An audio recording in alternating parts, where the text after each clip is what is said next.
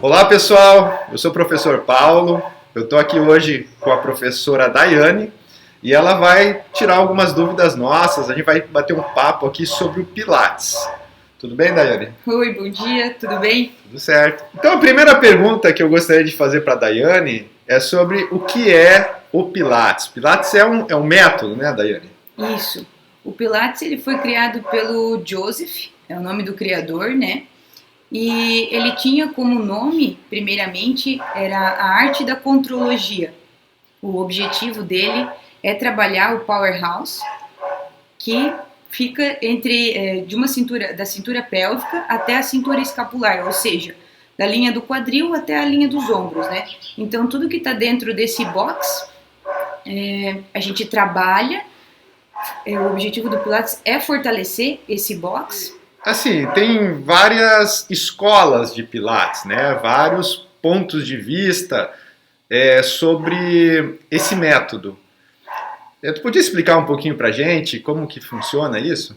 Sim, o Joseph criou o método e com o passar dos anos, as pessoas foram adicionando ao método vários acessórios que não foram criados pelo Joseph e com isso a gente acabou perdendo a essência do método, talvez, ou transformando o método num outro método que em momento algum a gente pode falar que é bom ou ruim, né? Isso é importante que a gente deixe bem claro. E aí nós temos duas linhas, o Pilates que ficou o original, o Pilates clássico, e o Pilates contemporâneo, onde nós utilizamos a bola, o rolo, bandas elásticas, enfim, vários acessórios que não foram criados pelo próprio Joseph. Uhum. No Pilates clássico é muito importante assim coisas que diferenciam o Pilates clássico do contemporâneo. Nós temos vários aparelhos dentro do método Pilates clássico e as molas elas possuem uma tensão diferente do método contemporâneo. No método contemporâneo, geralmente eles trabalham com um kit de 4 aparelhos apenas. E no clássico, às vezes, em torno de 11, mais ou menos, sabe? E no contemporâneo, a gente segue um desenvolvimento psicomotor, assim como da criança, né? Você trabalha primeiro o decúbito dorsal, depois decúbito ventral, trabalhamos as laterais e daí viemos para uma posição sentado ou de 4 apoios e para finalizar em pé. No clássico, nós temos um sistema a ser seguido, uma ordem de exercícios. Primeiro no Reformer, que é o nome de um dos aparelhos, né? Ele é o carro-chefe. Geralmente, quando o aluno chega para nós no estúdio de Pilates clássico, ele vai fazer sua primeira aula no Reformer, onde a gente vai fazer o scanner do aluno e ali a gente tem um sistema dividido em básico, intermediário e avançado. E também temos a parte do solo, que nós chamamos de Mat Pilates, que também é dividido em básico, intermediário e avançado, o que é diferente do método contemporâneo. No método contemporâneo, nós não temos um sistema a ser seguido, nós podemos fazer exercícios aleatórios. Ainda como diferença física entre os aparelhos, além das molas, nós temos o tamanho do aparelho. O tamanho do Reformer é diferente no clássico e no contemporâneo. O tamanho do Cadillac é diferente, o tamanho do Lead Barrel. E isso influencia diretamente na biomecânica do exercício, na ativação do powerhouse. Às vezes, no Pilates clássico, o foco do exercício vai ser sempre o abdômen, o powerhouse. E às vezes no contemporâneo, o que eu vejo, porque eu vivencio os dois, é um exercício que no clássico tem como foco o powerhouse, no contemporâneo às vezes é um alongamento de isquiotibiais. Uhum. E nesse sentido, eu entendo, pelo que eu tenho vivido, que foge do método clássico, né? Foge da essência do propósito com que Joseph criou os aparelhos e os exercícios. Então, o Joseph Pilates, ele criou um método, né? E naquele momento, para aplicar esses princípios desse método, ele também propôs uma série de exercícios, são 30 e poucos exercícios lá de solo, né? 34, e também propôs alguns aparelhos, né, para que possa ser desenvolvida essas atividades e aplicação desse método. Então o método clássico, ele segue essa essência proposta por Joseph, né? E eu vejo assim, outros profissionais hoje criando novos acessórios, utilizando de outros materiais, mas assim, com uma perspectiva de aplicar o método naqueles materiais. Então, de certa forma, o Pilates ele não é o que você faz, mas como você faz, né? Então, essa é a justificativa, vamos dizer assim, de outras escolas, né, outras tendências, aplicarem esse método a essas novos equipamentos. Eu gostaria que tu comentasse sobre isso. Por exemplo, um exemplo bem clássico disso é a utilização da bola, né? No método contemporâneo, nós utilizamos a bola e aplicamos os princípios que Joseph desenvolveu no método Pilates, né? Que é a questão da respiração, ativação do powerhouse, o controle, né, da pelve, precisão no movimento e fluidez. Porém, se a gente comparar com o método clássico, como eu já disse, foge um pouquinho da essência, porque acabamos que fazendo exercícios isolados, como se fosse uma ginástica, né, independente do acessório que você for usar, porque ele não tem uma linha de raciocínio conforme o que Joseph desenvolveu, com o propósito do Joseph, né? Talvez seja uma proposta realmente nova, moderna, né? Onde a gente trabalha, por exemplo, uma elevação de pelve na bola, né? Trabalha realmente só músculos posterior da coxa, né? Glúteos, fortalecimento da lombar, onde eu posso trabalhar isso também na fisioterapia, na musculação, no treinamento funcional, entre outros. Então a gente pode dizer que se eu pegar um exercício avulso, né? Porque aquele exercício é usado ou no método, ou então o Joseph Pilates fazia tal exercício, aí porque eu estou fazendo aquele exercício eu digo estou praticando Pilates. E isso não é verdade, porque a gente sabe que é todo um contexto de trabalho, uma metodologia, princípios, que se eu for pegar alguns exercícios que eram utilizados por Joseph, eu estou fazendo então uma ginástica localizada, né? Exatamente. Nos aparelhos, né, no Pilates clássico, nós temos a ordem a ser seguida, nós começamos no Reformer e depois os outros aparelhos, eles são utilizados para necessidades especiais. Se a pessoa precisa de mais força, no caso, né, ela vai para um determinado aparelho, que pode ser electric chair, bunda chair, arm chair, né?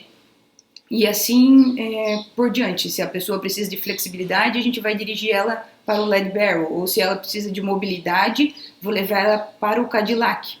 E no contemporâneo, o que a gente vê são exercícios soltos, aleatórios, como se fosse uma ginástica qualquer.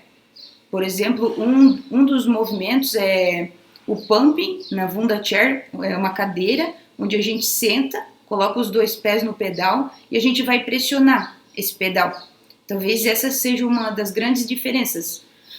No clássico é muito mais sobre fazer um crescimento axial, que a gente chama de lifting, um scoop, trazer o umbigo para dentro, né? Daí tem toda a nomenclatura assim, e conceitos dentro do clássico, e talvez no contemporâneo seja muito mais força de membros inferiores, de pressionar realmente o pedal e não pensar no powerhouse.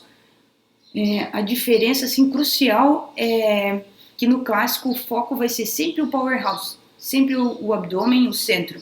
E talvez no moderno a gente foque um pouco mais nos membros.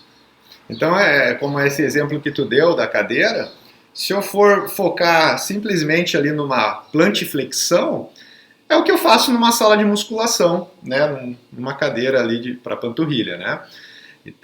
Já que a gente tocou nesse assunto, eu acho importante até fazer uma crítica aqui. Às vezes a gente ouve a seguinte expressão: você pode fazer pilates, mas você não pode fazer musculação. Por exemplo, uma recomendação médica, né? A minha pergunta é: por que você pode fazer pilates e musculação não? Se as duas coisas, vamos dizer assim, sem a aplicação do método, os exercícios, eles são muito similares. Até porque na musculação você tem também o controle de todas as cargas, da intensidade, das amplitudes, do músculo a ser trabalhado, né? E no Pilates você também tem esse controle, mas se você fizer a aplicação do método, porque se você também fizer lá uma ginástica localizada de qualquer forma, a minha pergunta é: qual a diferença disso com musculação?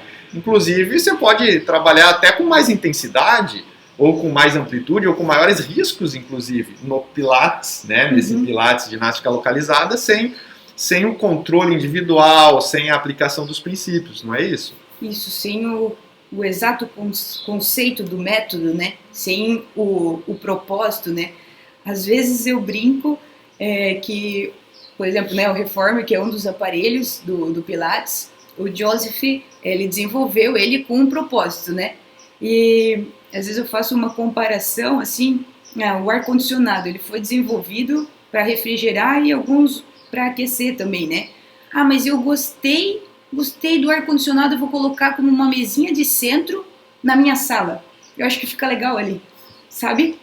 E, na minha opinião, é isso que eu vejo no Pilates de hoje. Está perdendo a essência do método para aquilo que ele foi desenvolvido, né? Foi desenvolvido com propósito, porém está sendo utilizado de maneira diferente.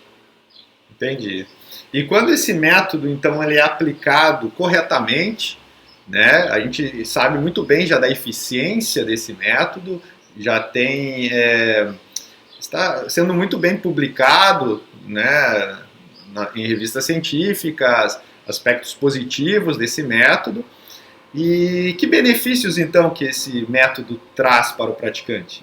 Então, alguns dos benefícios que o método Pilates traz é a melhora da força abdominal, e com isso nós temos já vários estudos comprovando a correlação da força abdominal com dores, alívio das dores na região da coluna, né, seja ela lombar, cervical ou torácica, né?